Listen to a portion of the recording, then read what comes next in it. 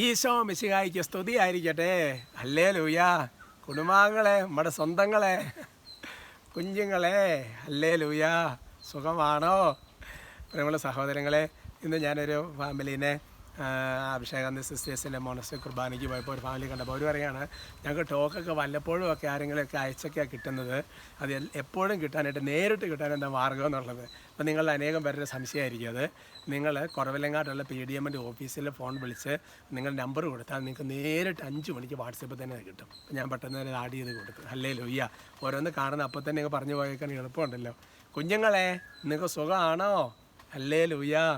പ്രിയമുള്ള സഹോദരങ്ങളെ, ഇന്ന് വ്യാഴാഴ്ച എന്ന് പറഞ്ഞാൽ എനിക്ക് ഭയങ്കര സന്തോഷമാണ്. കാരണം നമുക്കൊരു പ്രാർത്ഥന കിട്ടുന്ന ദിവസമാണ്. അപ്പോൾ അതുകൊണ്ട് എല്ലാം ഈശോ നടത്തണം. ശരീരത്തിൻ്റെ ആരോഗ്യവും അതേപോലെ തന്നെ പ്രാർത്ഥന, ആത്മാവിൻ്റെ കാര്യങ്ങൾ എല്ലാം ഈശോ നടത്തിയാലല്ലേ പറ്റുള്ളൂ. ചിന്തിച്ച് നോക്കിയേ, എനിക്ക് ആരോഗ്യ പ്രശ്നം ഉണ്ടെന്നല്ല ഞാൻ പറഞ്ഞത്, മറിച്ച് എന്തും ഈശോ തന്നെ തരണ്ടേ നമുക്ക്. യാത്രകൾ, ഫോർമേഷൻ, ധ്യാനങ്ങൾ. അപ്പോൾ അതുകൊണ്ട് എല്ലാ വൈദ്യർക്കും വേണ്ടി ശുശ്രൂഷ ചെയ്യുന്നവർക്ക് പ്രാർത്ഥിക്കണം. എനിക്ക് വേണ്ടി പ്രത്യേകം പ്രാർത്ഥിക്കണം. ഒരു നന്മ ചൊല്ലി പ്രാർത്ഥിക്കണം. പിന്നെ ഒരു പ്രത്യേക അറിയിപ്പും കൂടെ എൻ്റെ കൂടുതൽ പറയണം. അതങ്ങ് പറഞ്ഞിട്ട് ചെയ്യാം. എനിക്ക് സാധാരണഗതിയിൽ വർഷത്തിൽ താമസിച്ചുള്ള ധ്യാനം അൽമായർക്ക് വേണ്ടിയിട്ടുള്ളത് വർഷത്തിൽ ഒരെണ്ണമൊക്കെ ചെയ്യാൻ പറ്റുന്നുള്ളൂ. ചിലപ്പോൾ അത് കേരളത്തിലായിരിക്കും, അല്ലെന്നുണ്ടെങ്കിൽ പുറത്തായിരിക്കും. വൈദ്യരുടെ ധ്യാനം പിന്നെ അട്ടപ്പാടിയിൽ എല്ലാ മാസങ്ങളിലും ഒന്നിടവിട്ട മാസങ്ങളിൽ 10-75 അച്ഛന്മാർ വരുന്ന, അല്ലെങ്കിൽ 100 അടുത്ത അച്ഛന്മാർ ധ്യാനം. അപ്പോൾ ഈ പ്രാവശ്യം നമ്മൾ താമസിച്ചൊരു ധ്യാനം നടന്ന അമേരിക്കയിൽ ടെക്സസിൽ ഡാളസിലാണ്. അതിൻ്റെ തൊട്ടടുത്ത ഡെൻഡൻ എന്ന് പറയുന്ന സ്ഥലത്താണ്. അമേരിക്കയിലുള്ളവർക്ക് പെട്ടെന്ന് മനസ്സിലാകും. അവിടെ ക്യാമ്പ് കോമ്പസ് എന്ന് പറയുന്ന സ്ഥലത്താണ് ഈ ധ്യാനം നടക്കുന്നത്. മെയ് മാസം, അതായത് അടുത്ത മാസം മെയ് മാസം 30-ാം തീയതി വൈകുന്നേരം 5 മണിക്ക് ആരംഭിച്ച് 2-ാം തീയതി ഉച്ചയ്ക്ക് തീരും.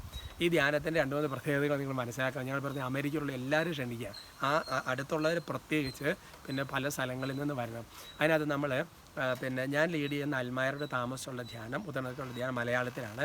അതേസമയം തന്നെ ടീൻസിന് വേണ്ടിയിട്ട്, കുട്ടികൾക്ക് വേണ്ടി, യുവജനങ്ങൾക്ക് വേണ്ടി ഇംഗ്ലീഷിലെ സെപ്പറേറ്റ് ധ്യാനമുണ്ട്.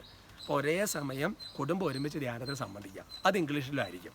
പിന്നെ അതേപോലെ തന്നെ ഈ ധ്യാനത്തിൽ ഞാൻ വിചാരിക്കുന്നത്, ഒന്ന് ടോക്കുകൾ, ജീവിത നവീകരണം, അങ്ങനത്തെ കാര്യം. പ്ലസ് നിങ്ങളെല്ലാവരെയും വ്യക്തിപരമായിട്ട് കാണാൻ തീർച്ചയായിട്ടും പരിശ്രമിക്കുന്നത് നടക്കും. ഈശോയുടെ കൃപയെല്ലാം നടക്കും. അതേപോലെ തന്നെ ഡെലിവറൻസ് പ്രാർത്ഥനകൾ, രോഗശാന്തി ശുശ്രൂഷകൾ, പിന്നെ സ്പിരിച്വൽ ഗൈഡൻസ് ഉള്ള അവസരങ്ങളുമുണ്ട്. ആത്മീയമേഷ. പിന്നെ നമ്മുടെ അഭിഷേകാനന്ദ സിസ്റ്റേഴ്സ് ഉണ്ടാകും കേട്ടോ. എമി സിസ്റ്ററൊക്കെ അവിടെ ഉണ്ടാകും. ക്ലാസ്സിനും ശുശ്രൂഷകൾക്കൊക്കെ ഉണ്ട്. അപ്പോൾ ഇങ്ങനെ വലിയൊരു ധ്യാന ശുശ്രൂഷയാണ്. നിങ്ങൾ ഇനിയും ബുക്ക് ചെയ്യാൻ ആഗ്രഹിക്കുന്നവർ പെട്ടെന്ന് ബുക്ക് ചെയ്യണമെന്ന് പ്രത്യേകം നിങ്ങളെ ഓർപ്പിക്കുകയാണ് കേട്ടോ. എല്ലാവരും ഒരു റിന്യൂവൽ നമ്മുടെ ജീവിതത്തിൽ ഈശോ തരും. അപ്പോൾ അതുകൊണ്ട് നിങ്ങൾ അമേരിക്കയിലുള്ളവരെല്ലാവരും പ്രത്യേകം ക്ഷണിക്കുകയാണ്. ചിലപ്പോൾ കേരളത്തിലെ ടോക്ക് കേട്ട് അമേരിക്കയിലുള്ളവർക്ക് ഇത് അയച്ചു കൊടുക്കണം. ഇത് ഇങ്ങനെ നടക്കേണ്ട പോകണമെന്നൊക്കെ പറയണം കേട്ടോ. ബുക്ക് ചെയ്യാനായിട്ട് www.afcusa എന്ന് പറയുന്ന ഒരു വെബ്സൈറ്റിൽ കയറി നിങ്ങൾക്ക് ബുക്ക് ചെയ്യാം. ഞാൻ അതിനൊരു കാർഡ് ഇന്ന് വൈകുന്നേരം പോസ്റ്റ് ചെയ്യാം കേട്ടോ. ഓക്കെ, അതൊരു അനൗൺസ്മെൻറ്റ്. നന്മ ചൊല്ലി പ്രാർത്ഥിക്കുക എനിക്ക് വേണ്ടി. നന്മ നിറഞ്ഞ മറിയമേ സുസ്തി, കർത്താവ് അങ്ങയോട് കൂടെ സ്ത്രീകളിൽ അങ്ങ് അനുഗ്രഹിക്കപ്പെട്ടവളാകുന്നു. അങ്ങയുടെ ഉദരത്തിന് ഫലമായി ഈശോ അനുഗ്രഹിക്കപ്പെട്ടവനാവും. പരിശുദ്ധ മറിയമ്മേ, തമ്പുരാൻ്റെ അമ്മേ, പാപികളായ ഞങ്ങൾക്ക് വേണ്ടി ഇപ്പോഴും ഞങ്ങളുടെ മരണസമയത്തും തമ്പുരാനോട് അപേക്ഷിക്കണമേ. ആമേ. Praise the Lord. അവധിക്കാലമാണ്, അപ്പോൾ കുട്ടികൾക്ക് എല്ലാവർക്കും വരാൻ പറ്റും കേട്ടോ. ദൈവം പ്രത്യേകം അനുഗ്രഹിക്കട്ടെ. ഇന്നത്തെ നമ്മുടെ വിഷയത്തിൻ്റെ തലക്കെട്ട്, പ്രാർത്ഥിച്ച് തുടങ്ങിക്കോ, പതുക്കെ വന്നോളൂ. ഹല്ലേലൂയ. നമ്മൾ സാധാരണ ഈ പള്ളിയിലൊക്കെ പോകാൻ വേണ്ടി ഇറങ്ങുമ്പോഴേ, കൊച്ചെ നീ നടന്നോ, ഞാൻ പറയാം വന്നോളാം എന്നൊക്കെ ഇങ്ങനെ പറയുമല്ലേ. എന്ന് പറഞ്ഞതുപോലെ ചിലപ്പോൾ അവരായിരിക്കും ആദ്യം എത്തുകയും ചെയ്യുന്നത്. അത് വേറെ വിഷയം. നമ്മൾ നടക്കാൻ ചെയ്ത് സ്പീഡ്, അല്ലെങ്കിൽ ചിലപ്പോൾ പറയും ഞാൻ ചില നേരത്തെ ഇറങ്ങിയേക്കാം, നിങ്ങളെന്നാൽ പതുക്കെ പോരെ, പക്ഷേ അവരായിരിക്കും ആദ്യം എത്തുന്നത് എന്ന് പറയുന്ന പോലത്തെ ഒരു വചനമാണ്. ഫിലമോൻ്റെ ലേഖനത്തിലാണ്. അതിന് അധ്യായം ആകെ ഒരു അധ്യായമുള്ളൂ. 22-ാമത്തെ വാക്യമാണ്. അവിടെ പൗലോസ്ലീഹ പറയുകയാണ്, നിൻ്റെ പ്രാർത്ഥനകൾ മൂലം ദൈവം എന്നെ നിൻ്റെ അടുക്കൽ എത്തിക്കുമെന്നാണ് എൻ്റെ പ്രത്യാശ. എന്തൊരു വചനമാണ്. അപ്പോൾ ഫിലമോൻ ഇങ്ങനെ ഇരുന്ന പൗലോസ്ലീഹ ഇവിടെ വരണം, പൗലോസ്ലീഹ പല കാര്യങ്ങൾ ചെയ്യണം, പൗലോസ്ലീഹയെ കാണണം, പ്രാർത്ഥിക്കണം. ഫിലമോന് ഭയങ്കര ആഗ്രഹം. അപ്പോൾ ഫിലമോൻ ഇങ്ങനെ പ്രാർത്ഥിച്ചുകൊണ്ടിരിക്കുകയാണ്. അപ്പോൾ നിൻ്റെ പ്രാർത്ഥനകൾ ഇങ്ങനെ ഉയരുന്നത് കൊണ്ട് ആ പ്രാർത്ഥന ദൈവം ഒഴിവാക്കാതെ എന്നെ നിൻ്റെ അടുക്കുക. അത് പൗലോസ്ലീഹയുടെ പ്രത്യാശയാണ്. നിങ്ങൾ എന്ത് ചോദിക്കുക, കൊർന്നേലിയോസ് ഇരുന്ന് പ്രാർത്ഥിച്ചുകൊണ്ടിരിക്കുന്നു അല്ലേ, പത്രോസ്ലീഹായ്ക്ക് ദർശനം ഉണ്ടാകുന്നു, അല്ലെങ്കിൽ പൗലോസ്ലീഹ ഒരു പ്രശ്നത്തെ പുറത്ത് താഴെ വീണ ആ സംഭവത്തിൽ അനനിയാസ് പ്രാർത്ഥിച്ചു. എന്തൊരു കണക്ഷൻ നിങ്ങൾ എന്ത് ചോദിക്കുക. എന്നിട്ട് പൗലോസ്ലീഹ എന്നറിയാം, നീ മറ്റൊരു കാര്യം കൂടെ ചെയ്യാൻ അതിൻ്റെ തുടക്കത്തിലുണ്ട്, ഞാൻ വരുമ്പോൾ എനിക്ക് താമസസൗകര്യം കൂടെ ഒന്ന് റെഡിയാക്കിയേക്കണേ എന്ന് പറഞ്ഞാൽ ചെല്ലുമെന്ന് അത്ര ഉറപ്പാണ്. അപ്പോൾ അതുകൊണ്ട് എൻ്റെ പ്രിയപ്പെട്ട സഹോദരങ്ങളെ, ഞാനിത് പറയാൻ കാരണം, ചിലപ്പോഴൊക്കെ എൻ്റെ ജീവിതത്തിൽ പല അനുഭവമുണ്ട്.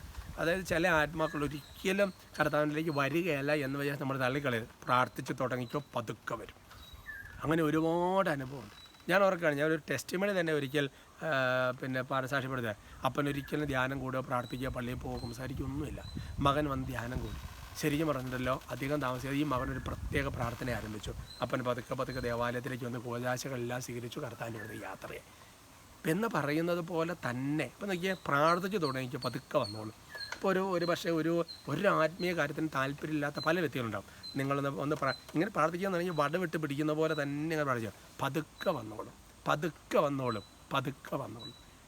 ഹല്ലേലൂയാ. അതുകൊണ്ട് പ്രാർത്ഥിച്ച് തുടങ്ങിക്കോ, പതുക്കെ വന്നോളും. ഈ വചനം മറക്കരുത് കേട്ടോ. അതുകൊണ്ട് ഞാൻ പല കാര്യത്തിലും പ്രാർത്ഥിക്കാൻ തന്നെ ഒരു സമയം കഴിയുമ്പോൾ ഇതെല്ലാം അങ്ങ് കണക്റ്റഡ് ആയിട്ട് വരും. അതുകൊണ്ട് എനിക്ക് വേണ്ടി പ്രാർത്ഥിച്ചാൽ നമ്മൾ തമ്മിൽ കാണാൻ ഈശോ ഒരവസരം ഉണ്ടാക്കട്ടെ. ഹല്ലേലൂയാ. ഞാൻ പ്രാർത്ഥിക്കുന്നു. നമുക്കൊരുമിച്ച് സ്തുതിക്കാം. എൻ്റെ ഈശോയെ, ഞങ്ങൾക്ക് വലിയൊരു കുടുംബ കൂട്ടായ്മയിൽ സന്തോഷത്തോടെ കർത്താവ് ഞങ്ങൾ സംസാരിക്കാൻ, ഇടപെടാൻ, പ്രാർത്ഥിക്കാനൊക്കെ വലിയ കൃപ തന്നതിന് നന്ദി പറയുകയാണ്. നിങ്ങളെ ശല്യപ്പെടുത്തുന്ന എല്ലാ പൈശാചക്തികളെയും യേശുവിൻ്റെ നാമത്തിൽ ബന്ധിച്ച് ബഹിഷ്കരിച്ച് കുരിശിൻ്റെ ചുവട്ടിലേക്ക് ആട്ടിപ്പായിക്കുന്നു.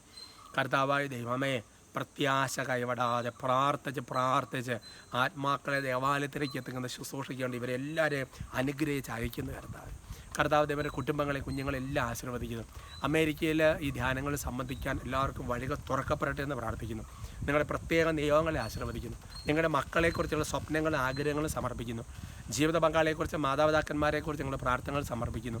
രോഗികൾക്ക് വേണ്ടി നിങ്ങളുടെ പ്രാർത്ഥനകൾ പ്രത്യേകം ആശീർവദിക്കുന്നു.